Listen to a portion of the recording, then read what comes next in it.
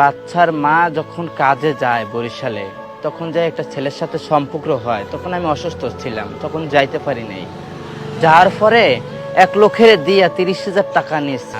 না না, আপনি ও আপনার ওয়াইফ কি আপনার বাচ্চাকে বিক্রি করে দিয়েছিল 30,000 টাকার বিনিময়ে? বাচ্চারে দিয়ে 30,000 টাকা নিয়েছিল তারা। আসসালামু আলাইকুম ভাই। ওয়ালাইকুম আসসালাম। ভাই আপনার সাথে একটু কথা বলা যাবে? বলেন ভাইয়া। আপনি এই যে রোদে, প্রচন্ড রোদে এখানে কি করতেছেন, আর এটা কি, এটা হওয়ার কারণ কি? এটা আমি চট্টগ্রামে অ্যাক্সিডেন্ট হই ভাইজান। আমার চিকিৎসা হতে লেট হয়েছিল, আমি পাটা রাখতে পারি নাই। আমার এখন একটা পা অসুবিধা, এই পাটা রড ভরা, এই পাটা অপারেশন বাকি আছে, আমি টাকার জন্য পারি না। তাই আমি খুব অসহায়, মানুষের হাত পেতে খাই। অ্যাক্সিডেন্ট করছিলেন মানে কিভাবে অ্যাক্সিডেন্ট করছিলেন? চট্টগ্রামে ট্রেন দুর্ঘটনা হই আমি 18 সালে। চিকিৎসা হতে লেট হয়েছিল, 24 ঘন্টা ফালানো ছিলাম, তাই টাকার জন্য কেউ ধরেও না, আর আমার চিকিৎসাটাও হয় নাই। তা আপনি এটা কত আগে, কত বছর আগে? 18 সালে। 18 সালে দুর্ঘটনা 18 সালে হয়। অ্যাক্সিডেন্ট হওয়ার আগে আপনি কি মানে কোন পেশায় ছিলেন? আমি আপনার মানুষের কাজ করতাম, আমাকে যে যেটা কাজে নিত সেটা করতাম। আমি মালিক কাজ, তারপরে রাজের কাজ, যে যেটা নিত। আমি সময়তে রিক্সা চালাইছি, পাও রিক্সা। আপনার দেশের বাড়ি কোথায়? আমার দেশের বাড়ি বরগুনা জেলা, আমতলী থানা। আমার নানা বাড়িতে বড় হই। আমার মা পাগল, আমার বাবা অন্যটা বিবাহ করে চলে যায় ঢাকায়। তারপর আমার সতাই মা কিছুদিন আমাকে দেখাশোনা করছে, আমি এখন অচল হয়ে গেছি, এই জন্য তাদের কাছে এটা বোঝা হয়ে গেলাম। তাই এখানেই থাকি, ভাড়া থাকি। ধরেন লকডাউনেতে আমি করোনা থেকে ভাড়া থেকে এখানে এখন আছি, কোথায় যাইনি, খানজালি মাজারে আসি। আপনি বিয়ে করছেন নাকি? আমি বিবাহ করছি, আমার বাচ্চার মাটা চলে যায়, পরে বাচ্চাটা এনে শিশু সদনে দেওয়া হয় খুলনায়। শিশু সদন আছে, এই সরকারিভাবে খাওয়ান পরন দেয়। তাই সেই মানুষের মতো মানুষ হোক, বড় হয়ে যেন আমাকে দেখাশোনা করে। আপনার বাচ্চার মা মানে আপনার পাশ থেকে সরে গেছে প্রায় কি? জি, আমার থেকে চলে গেছে গা, অন্য জায়গায় চলে গেছে গা। সে সংসার করবে না, আমি চাইয়ে খাই, ঠিক মতো তারে খাওয়াইতে পারি না। এটা কতদিন আগে? এটা চলে গেছে আজকে 6 মাস হয়, আমার বাচ্চার মা চলে যায়। আপনার সংসার জীবন কতদিন? আমার সংসার জীবন 3 বছর। তো এইটা চলে যাওয়ার কারণটা কি ছিল? কারণ আমি তারে ঠিক মতো খাওয়াইতে পারতাম না। আমি বেশ কিছুদিন অসুস্থ ছিলাম, এই জন্য খাওয়ান পরন দিতে পারতাম না। পর অন্য একজনের সাথে সে ভাওয়াই চলে লই গেছে যে খাওয়ান পরন সব কিছু দেবে, তুমি অচল মানুষের দ্বারা থাকার দরকার নেই। পরে আমার বাচ্চার মা চলে যায়। আপনার সে লাস্টে কি কথা, মানে কি বলে গেল আপনাকে? বলছে আমার সংসার করবে না, আমি তাকে পঙ্গু মানুষ, খাওয়ান পরন ঠিক মতো দিচ্ছি না। আপনার বাচ্চার বয়স কত? আমার বাচ্চা 1 বছরে পড়ছে, 6 মাসের বাচ্চা দিয়ে দিছে শিশু সদনে। এখন আপনার বাচ্চা এখন মানে কোথায় আছে? শিশুমণি ভবনে, খুলনায় ফুলবাড়ির গেট। এতটুকু একটা বাচ্চা রেখে তার মা কিভাবে যেতে পারে? আমি তো এটা মাথায় আসতেছে না। তার টান নেই। আমার বাচ্চাটা সিজারে হয়, যদি টান থাকতো তাহলে আমার বাচ্চার মা চলে যাইতো না। বাচ্চার টানে হলেও আসতো, তো তার টানটা নেই। তা আপনার এই যে বাচ্চার কাছে আপনি যান না? আমি যাই, আমি এই যে মানুষদের হাত পেতে পেতে এখান থেকে যদি যাই, আমার বাচ্চার জন্য কিছু কিনে দিয়ে আসি। আওয়াজ আর গাড়ি ভাড়া লাগে, সোনাডাঙ্গা থেকে আপনার 30 টাকা ভাড়া লাগে। তার মা কি তা ওই আপনার বাচ্চার কাছে আসে? না, আমার বাচ্চার দ্বারা আসে না, আমাকে এই পর্যন্ত ফোনও দেয় না। জন্ম দিলেই কি মা হয় আপনার কাছে, কি মনে হয়? সে যদি মা হতোই তাহলে তো সে আসতো, সন্তানের টানে হলেও আসতো, কারণ 10 মাস 10 দিন সে গর্ভে রাখছে। যেরকম আমার মা পাগল, আমি যদি আমার মায়ের সামনে যাই, আমার আমাকে কয়টা ডাল ভাত দিব, তারপর ভালো মতো 2 দিন বুঝাইতো যে আমি তো তার সন্তান। কিন্তু সব মা তো আর এক না, হাতের 5টা আঙ্গুল সমান না।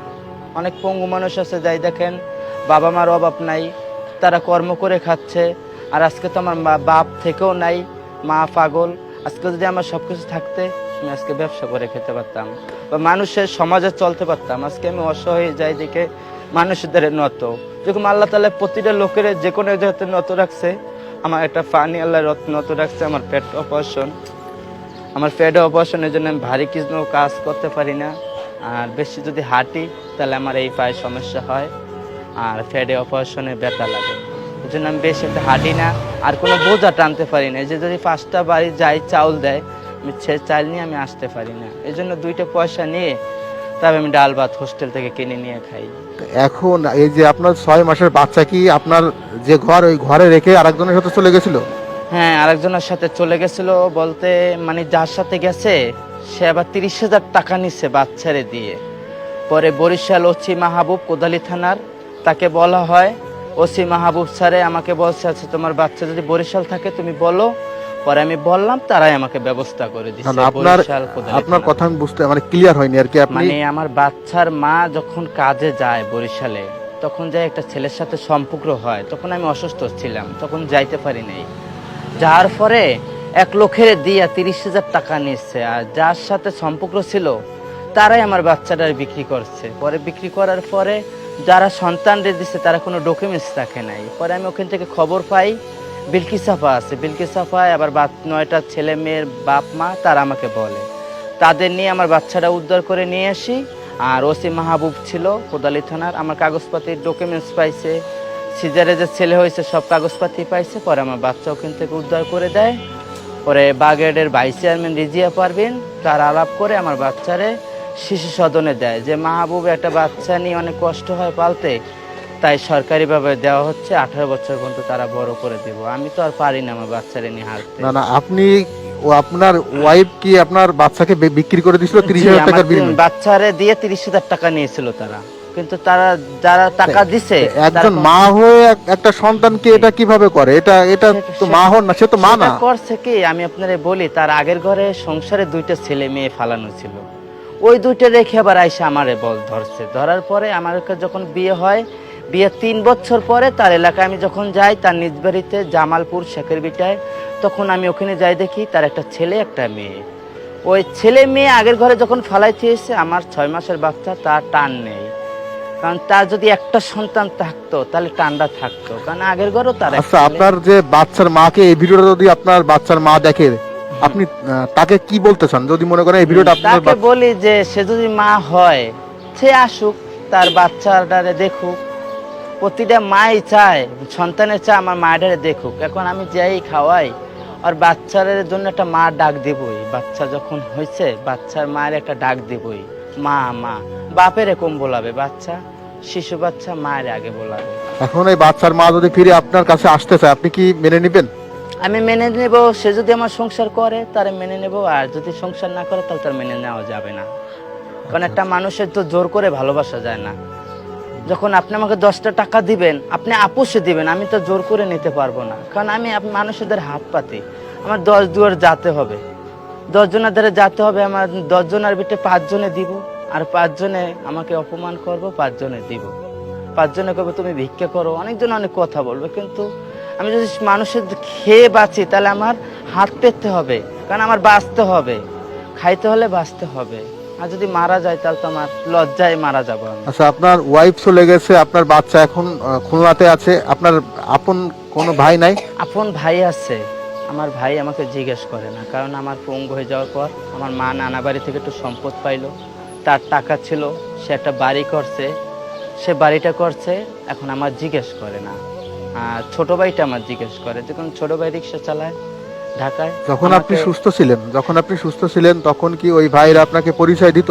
তখন ওই কি ভাইটা পরিচিত দিত, কিন্তু ওই ভাইটার কাজ করতাম, তখন কাজের বিনিময়ে আমার বেতন দিত। এখন তো আর আমি কাজ করতে পারি না। আমার ভাই যখন জাহাজ চালাইতো, আমি আপনি কি জাহাজের স্টাফ আপনি কি করতাম। ওই আপনার ওই ভাইয়ের কাছে কখনো বলছেন, ভাইয়া আমাকে এত টাকা দাও, আমি একটু প্রবলেমে আছি, না, আমাকে আমার- 200 টাকা দাও, 500 টাকা দাও, এমনটা বলছেন কখনো? আমার ভাইটা বলছে যে দেখো, তুমি হাত পাতলে আমাদের চাই ভালো পাও, আমাদের চাই তুমি ভালো খাও।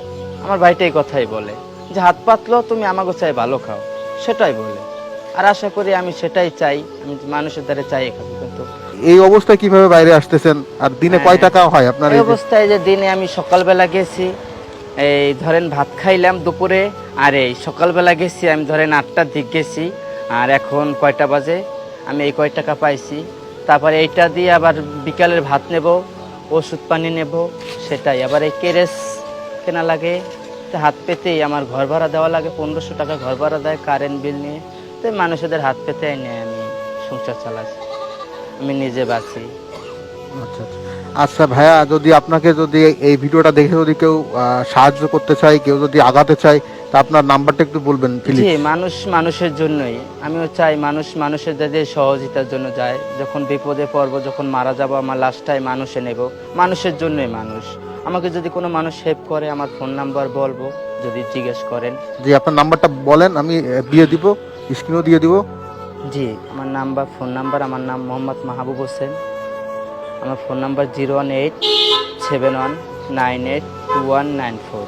ধন্যবাদ ভাইয়া। এই ভাইয়াকে যদি কোনো ভাই বা বোন যদি সাহায্য করতে চান, অবশ্যই তার কন্ট্যাক্ট নাম্বারে যোগাযোগ করবেন, যোগাযোগ করে তাকে সাহায্য করবেন। আর ভাইয়া, আমি আসলে আপনাকে যা পারি মোটামুটি হেল্প আলহামদুলিল্লাহ। করলাম।